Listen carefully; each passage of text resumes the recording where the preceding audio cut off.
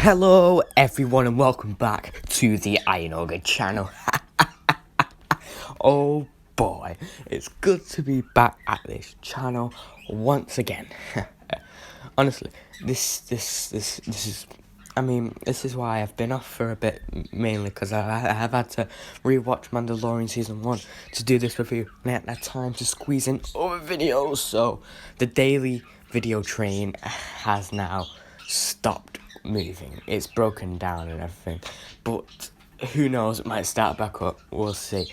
But today we're going to be reviewing Mandalorian, just the first season for now, and basically this is my first piece of Star Wars content. Now I'm kind of surprised it took me this long to do anything Star Wars related, because Star Wars is one of my top 10 favourite franchises, and it's taken me almost a year of my YouTube adventure journey to make a Star Wars video.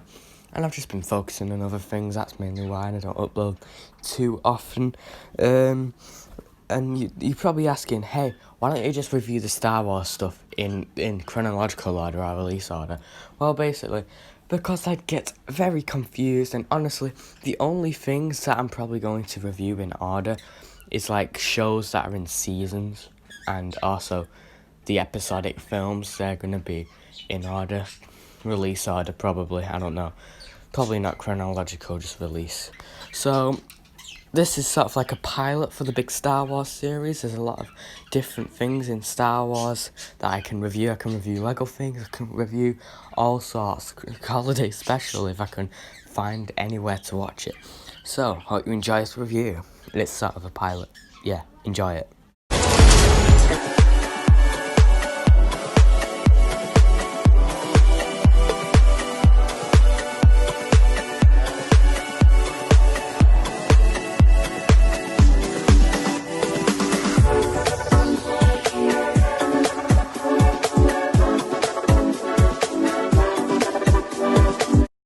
Now, when I was a young man, and this show was first announced back before Disney Plus even came out, and I found out about it, and I saw the armor and the images, and I thought, that's some cool armor there. Looks a bit like that geezer from the original trilogy. Yeah, I didn't know his name back then, to be honest. But yeah, I thought that, but I also, it didn't really get me interested. I thought, this is probably going to be boring. Star Wars is pretty much dead at this point. I probably won't check it out. And honestly, the reviews will probably be meh about it. But the reviews weren't meh. And it was one of the main reasons Disney Plus got so many subscribers so quickly. And honestly, when I was first starting to watch the show, I was enjoying it more than I expected. And also, honestly, when I was watching it, I thought, and season 2 was announced, I thought, I'm probably not gonna watch season 2. Let's be real. I'm probably just gonna watch the first season, get that over with, and then just miss out on the future seasons. But hey, what do you know? I watched season 2, partly because Ahsoka Tano and Boba Fett were going to be in it, but I still had some interest in the actual plot, quite a lot of interest actually. And you know, Baby Cute was just as cute as ever in season 2 and all that, but it's not about season 2. What I'm saying is my expectations weren't very high, and I enjoyed the show way more than I did, and this review is going to be a positive review. So the plot is basically this bounty hunter guy starts to care about one of his bounties and rescues him, and then he's basically on the run. That's pretty much the plot, and honestly, when you first start watching the show, you don't really know who this character is or what his motives are. You don't know. Like when the show was first announced, one of the things I thought was, alright, is he good, is he bad? He's wearing the same armor as a bad guy, so I'm kind of leaning towards bad. And when the show first started and I was watching it, I thought, yeah, I think he's bad, and he was just really getting bounties and that.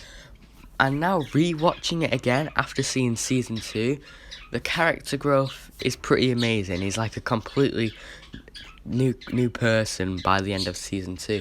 So Mandalorian definitely has that good character development.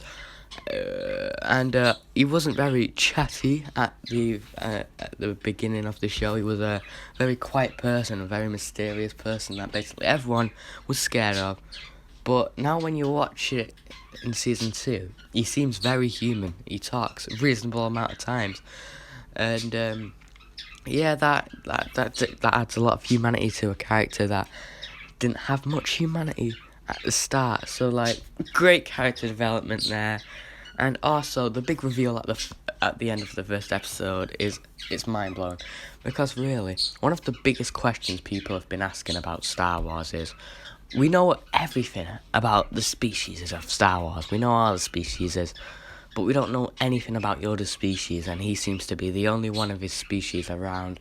Well, Mandalorian fixed that, and they introduced Grogu, who doesn't have a name yet for this season, and honestly, it was quite a surprise that they ended up putting the Force into this show, because I was expecting this to be a complete spin-off show that had nothing to do with the Force, and it was just this guy doing bounties or something.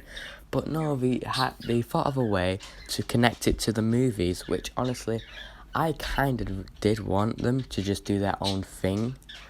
But yet again, this Force thing's probably not even going to be important in season 3, so it don't matter. Honestly, it's one of them shows that goes actually quite fast paced. If you watch any of the Marvel Netflix shows, you know the episodes go pretty slow. I mean, in some of them you can get quite bored. I think Luke Cage is kind of boring, to be honest, and a lot of them get quite boring because of how slow they are. But this one's pretty speedy. You know, it literally just feels like a movie but longer. It doesn't feel like loads of things that just drag on, and no, it feels like there's something important that happens in each episode. Something happens in each episode, and in the next episode they do another thing. And obviously there's things that happen in this show where you're like, okay, that was just filler, that didn't need to happen. And if them stuff bother you, then you might not have too good of a time with this show. But it does really make sense. This guy is a bounty hunter. He does jobs for people, and I mean, with his character growth and all, he only does like jobs for people if he wants something. Like if, say, his ship is dead and he needs it repairing, someone will be like, yo, go kill the warlord monster bear that's been using our Wi-Fi, and then we'll fix your ship. That could be an episode, and I don't mind things like that.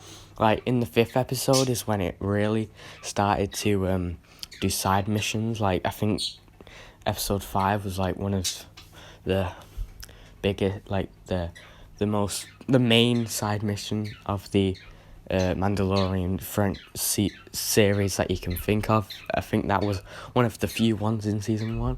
But I mean, it was still cool to watch. You know, it was entertaining. There's a lot of, you know, blaster action. There might have been stormtroopers in it. I've kind of forgot already. And one of the characters in that makes a return in season 2, so it does have, even though it's just a side mission, and it only happens just so he can do something, it does have some relevance still, which I do appreciate indeed. Also, I want to mention the side characters are great, like Fennec. She makes a return in season 2, by the way, and she's still great. Cara Dune, she's a great character. Yeah, everyone's great. That other guy, I forgot his name, but he's like just a guy who does jobs for people, and then he grows into like one of Mando's comrades. So honestly, I prefer a lot of the side characters in this show than a lot of the side characters in the sequel trilogy. Honestly, there's not really many characters in the sequel trilogy that I particularly care about or think are memorable or have like really interesting arcs. But this show, like almost every character is fun to see on screen, which is great, you know, which is absolutely great. Fight choreography is pretty great too. I mean, it's better than a lot of the movies, and honestly, the special effects in this are better than both the original trilogy and the prequel trilogy, which is kind of amazing because this is just a TV show for a streaming service. No additional cost or anything, but it's basically got the budget of a movie, which is why I don't mind the fact that the MCU, the company, the studio that uses big CGI and all that is going to TV because they're using movie special effects for this movie budget, and it looks great than a lot of the Star Wars stuff. Honestly, there's nothing in this show that really makes me feel like, oh yeah, the sequel trilogy, they have better CGI than that. It's just sort of the same. I don't see any real difference in the budget or anything, which is cool. You also get the feel from this show.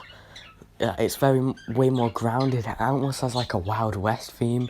Like there's shots in it where it looks like a cowboy walking in to whatever them pubs were called, and it definitely works well as a post-Empire thing in this franchise, because like the way people pay and that it's established that Imperial credits, Mando doesn't accept them because like they're not used anymore, and it just has some little hints about, oh yeah, the galaxy's changed after the Empire, and it's what it's going to be like after Corona's ended, eh?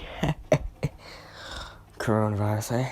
But yeah, it definitely works well as a prologue or whatever you'd call it, or a just post-Empire. It just works well as that, and it's good to get some grounded Star Wars stories every now and then, because they're definitely doing those more, and this is the best one I've seen so far. Getting on the topic of the characters again, Mando's great, everyone's great, and there's an IG unit in this that for some reason I really like, and I don't know if it's IG-11, but if it is, that'll be cool. Maybe it is, maybe it was mentioned, I forgot. But like, they give a random droid a character arc where it goes from trying to kill Baby Yoda to saving Baby Yoda. I mean, it doesn't really work like as a character arc because he's just reprogrammed, but it's still quite impactful, and it makes Mando care about like the droid and appreciates it, which is weird because Mando's one of them people that do not like droids at all and does not trust them, which adds a lot of nice stuff there. Quill is a character you care about a lot. When he dies, it's more impactful than every sequel death ever. When you think Rey's dead in Rise of Skywalker, it doesn't compare to Quill's death. And Quill's and Mando's chemistry is really good, and I think he kind of teaches Mando to be a better person. Like when I was first watching this, the first time I heard Mando be really nice to someone and say thank you was to Quill. Maybe that's the first time he showed a lot of appreciation to people, so that's great. And also the villain was a nice little tease for season 2, The villain wasn't really developed much. He only showed up in the final episode, which, by the way, definitely was a good climax for the end of the season. Very great action and all that. And Moff Gideon was just sort of, he's fine. It's fine for an introduction of the character. His suit does kind of look like a knockoff Darth Vader without the helmet, but he definitely looks like Empire. And the ending twist will get Clone Wars fans mad. I didn't go really mad over it because I'm not a Clone Wars fan, but I kind of was excited because I've always wondered all my life what a black lightsaber would look like, and this basically answers the question. That's what makes Moff Gideon interesting. He's got a black lightsaber. Like, who else has that? Bo-Katan, but you know what I mean. It's just cool. Now, in conclusion, I'm going to give Mandalorian an A, not an A+. Obviously, things can be improved, things can get better. I don't like to give things A+, because obviously they can get better, but I will give things A+ if I really love them. But, I'm not in love with this show, really. I just really, really like it, but I'm not in love with it. So it gets an A, which is actually a fabulous score. One of the highest scores I've put on shows or movies, whatever, on the channel. And it is great. I think I said this before, but out of everything Star Wars, prequels, sequels, Clone Wars, Rebels, originals, this is my second favourite, after the original trilogy, obviously. Honestly, if in Star Wars content, the original trilogy and Mandalorian were the only things that existed, I would be perfectly fine with that. Like, I know Clone Wars has its fans. I've started it. I watched like 4 episodes. I'm not exactly into it. I haven't watched it in a while. Maybe it gets better. Maybe I'll carry it on. Maybe I'll review it. Who knows? But for now, it is the end of this review. I finally got around to reviewing this series, the first season. Even though it was supposed to come out in November, this review, but it got pushed back because, I just never got around to working on it. I will review season 2 at some point, but, my video schedule is very, very cramped right now. I mean, there's so much stuff planned right now that wasn't even on the 2021 slate video on the War Machine Ogre channel. So, I gotta get busy, me, and I don't think Mandalorian Season 2 will fit in the 2021 slate. Maybe it will, maybe it won't. Who knows, there's other things as well. I need to review Insidious 2 at some point, I don't know. But everyone, it's the end.